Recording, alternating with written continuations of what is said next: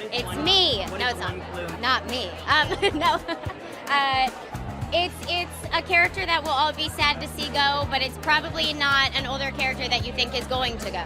Ariel Winter teasing the much-hyped death coming to Modern Family's 10th season. I just don't know how to tell you, especially if you're dying. We haven't really ever had a death on the show. It impacts the family, I think, as it impacts any family. You know, some people who have never dealt with death, or it's a person close to them and they're having to deal with it, and they don't know how, and they're figuring out how they deal with tragedy, and you follow people's stories on how they do that. And I think, you know, some people obviously take it better than others. It doesn't hit some people right away. It's going to be an episode that is pretty relevant, I think, to how people deal with it, and some people's struggles with the person that passed, and I think it's a pretty real episode. E.T. spoke to the 20-year-old actress at the Girl Hero Awards in Los Angeles, where she also got real about how she handles online bullying.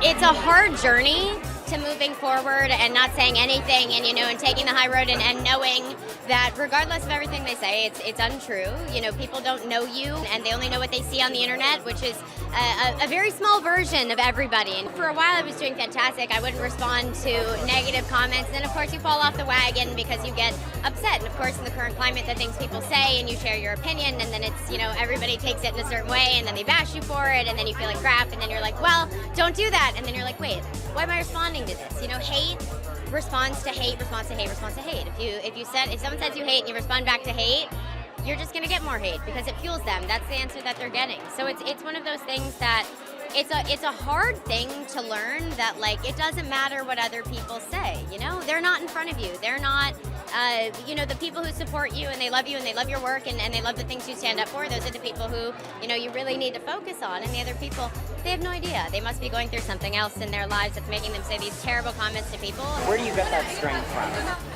I think it's just over the years you kind of learn to have that strength in the industry, you know, and also in real life. People go through different struggles and it forms them as a human being. And then of course being in the public eye, it's something that you deal with all of the time, and you kind of just have to build up a resistance to it in yourself, and that's how you get your strength. It's kind of trial and error.